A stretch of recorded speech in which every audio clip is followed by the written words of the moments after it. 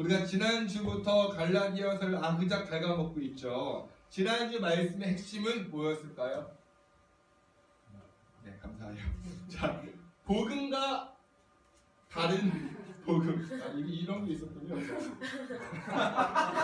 복음과 다른 복음이 있었습니다. 복음의 핵심은 뭐죠?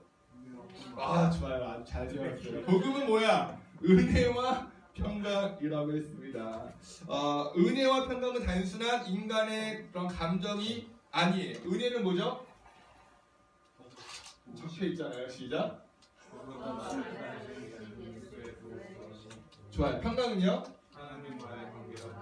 하나님과의 관계가 회복되어지는 것이 평강이라고 했습니다. 우리는 이 은혜와 평강으로 인해서 하나님 안에서 행복하고 하나님 안에서 승리하고 하나님 안에서 기쁘고 하나님 안에서의 삶을 누릴 수 있다고 지난 시간에 배웠습니다. 반면 가짜 복음도 있는데 가짜 복음은 내 귀의 캔디처럼 내 귀와 마음에 드는 말씀만 취합니다.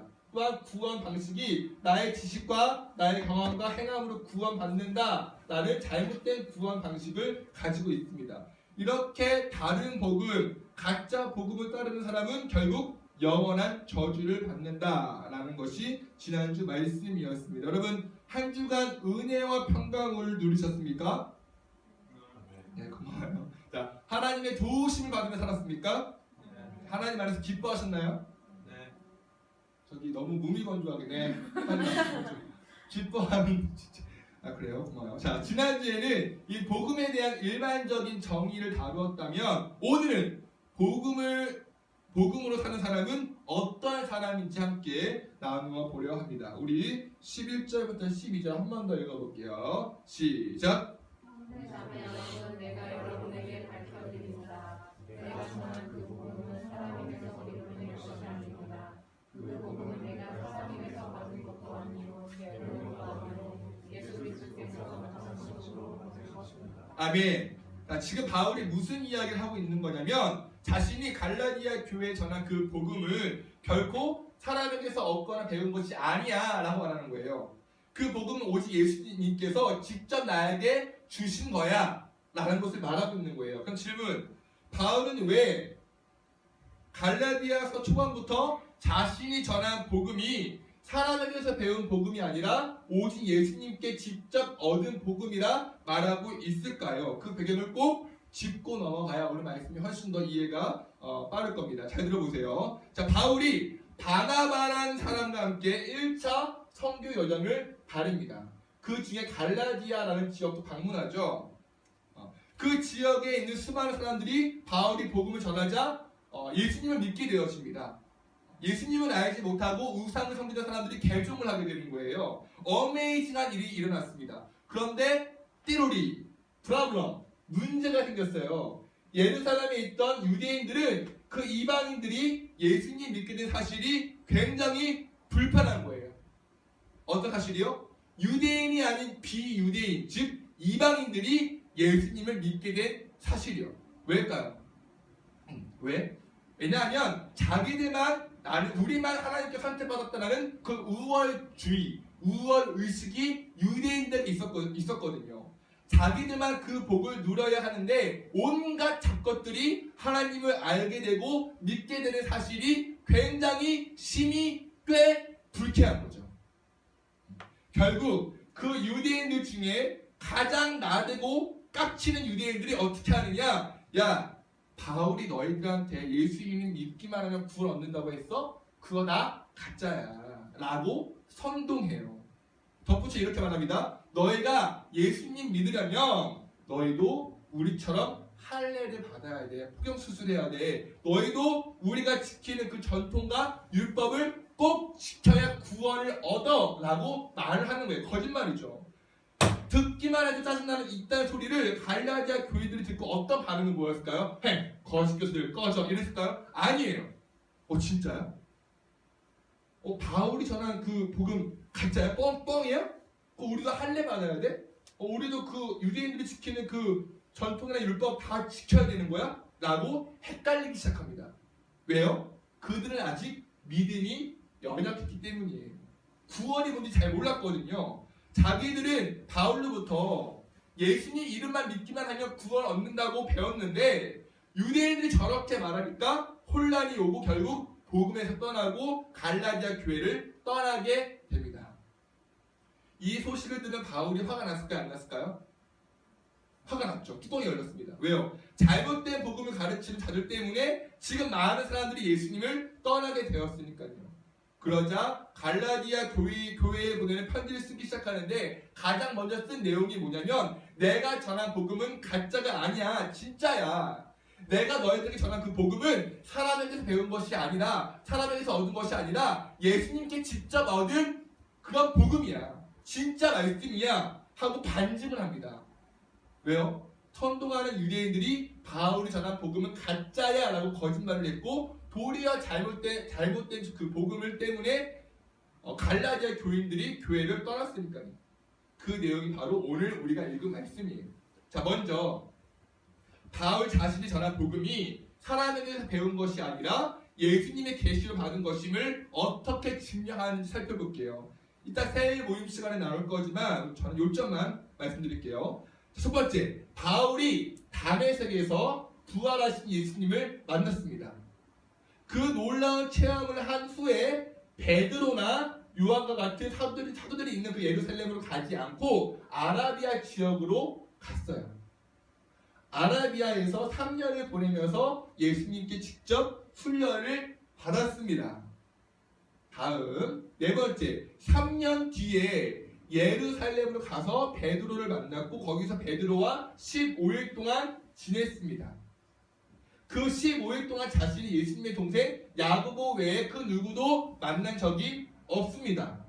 따라서 복음에 대해 배우기엔 그 15일이라는 시간은 너무나 짧고 결국 내가 전한 복음은 사도나 다른 사람에게서 배운 것이 아닌 예수님의 계시로 얻은 것이다 라고 말하고 있는 것이에요. 이 말씀이 이해되셨죠? 자, 여러분, 이 바울이 정말 사실일 수밖에 없는 게 뭐냐면 바울의 쓴 편지가 27권 중에 반을 차지하고 있어요. 13권이에요. 근데 그 편지에서 언급되어진 그 신학적인 내용이 15일 동안 베드로에게서 배운 그 내용 가지고 너무나 부족하단 말이에요. 또한 바울이 예수님 믿기 시작한 후에 죽을 뻔한 수많은 위기에도 예수님을 끝까지 붙잡았다는 것은 단지 지식적인 내용만 가지고는 할 수 없습니다. 바울은 예수님과 깊은 교제 가운데 복음에 대한 확신과 내용이 분명했다는 거죠. 바로 이러한 사실을 갈라디아 교인들에게 말하면서 자신이 전한 복음은 사람에게서 배운 것이 아니라 예수님께로부터 직접 얻은 계시다라고 반증하고 있습니다. 그러니까 헷갈려 하지 말고 속지 말고 내가 전한 그 복음을 붙들고 있어라 라고 말하는 것이 오늘 말씀의 내용입니다. 자, 지금까지 말씀을 통해 우리가 생각해 볼 수 있는 게 뭐냐면 바울이 지금 자신이 전한 복음이 사람에게서 비롯된 것이 아니라 예수님으로부터 비롯된 것이라고 증명하고 있잖아요. 이 말을 반대로 이야기하면 우리가 알고 믿고 있는 그 복음이 예수님을 강렬하게 체험함으로써 깨달은 것이 아니라 얼마든지 사람들로부터 비롯된 것일 수 있다는 거예요. 다시 말해 우리가 10년, 20년 이상 교회를 다녔잖아요. 그런데 여전히 예수님과 전혀 상관없는 삶, 여전히 하나님께 영광 돌리지 못하는 삶, 여전히 예수 그리스도의 은혜를 구하지 않는 삶을 살아간다면 그것은 다분히 내가 직접 예수님을 경험한 것이 아니라 사람에게서 비롯된 하나의 지식에 불과하다는 것이죠. 그냥 목사님이나 전도사님으로부터 얻은 지식, 부모님으로부터 얻은 지식, 교회 생활하면서 자연스럽게 습득한 행위들, 그런 것들이 마치 내가 직접 경험한 복음인 양 착각을 하고 나는 구원을 받았다고 착각한다는 것이죠. 여러분, 사과나무가 사과를 맺지 못하는데 나는 사과나무예요 라고 떠들어대봤자 무슨 소용이 있습니까? 나무는 열매를 통해 나무의 가치를 알 수 있습니다. 마찬가지예요. 내가 아무리 나 교회 다닙니다, 나 예수님 믿어요 라고 떠들어대봤자 무슨 소용이 있어요. 내 삶은 여전히 예수님과 상관이 없고 여전히 예수님의 은혜를 구하지 않고 여전히 예수님을 위해 살아가지 않고 여전히 예수님이 내 인생의 주인 되지 못하신다면 그것은 우리가 열매 맺지 못하는 삶이고, 그것은 내가 예수님을 직접 본 것이 아니라 단지 사람에게서 비롯된 하나의 지식에 불과하다는 것이죠. 여러분, 우리는 반드시 구분해야 됩니다. 내가 예수를 믿는다는 것이 진짜 예수님을 만나고 경험해서 얻은 믿음인지 아니면 사람에게서 듣고 얻은 복음인지를. 자, 그럼 예수님을 믿는 사람, 예수님을 직접 경험한 사람은 어떠한 삶을 살아갈까요? 세 가지가 있는데요. 말씀 시간에는 한 가지만 집중하겠습니다. 예수님 만난 사람은 예수님만을 최고의 가치로 여깁니다. 따라해볼까요? 내 거 중에 최고. 죄송해요. 내 거 중에 최고. 예수님이 내 거 중에 최고. 이 노래 알죠? 네. 자, 땀나네요. 자, 우리 말씀 읽어볼게요. 신단조 이거 읽어보겠습니다. 시작. 내가 저자 이백에 있을 적에 하나님과 어떠한 건가를 여러분이 믿는 줄 아노라. 나는 하나님이 그를 몹시 받게 하였고 그와 적대 버리려고 하였습니다. 나는 내 동료 가운데서 나와 비슷한 나이에 많은 사람보다 그를 위협할 수 있었으며 내 조상들의 정통시킨 일에도 훨씬 신경을 쓰고 있었습니다. 아멘. 여러분, 바울은 예수님 믿는 사람을 굉장히 미워하고 증오했던 사람이죠. 알고 계시죠? 그 유명한 그 스데반 집사도 죽이는 데 앞장섰던 사람이 바로 바울이에요. 예수님 믿는 사람을 잡아다가 죽이는 것이, 괴롭히는 것이 바울의 기쁨이자 사명이었습니다.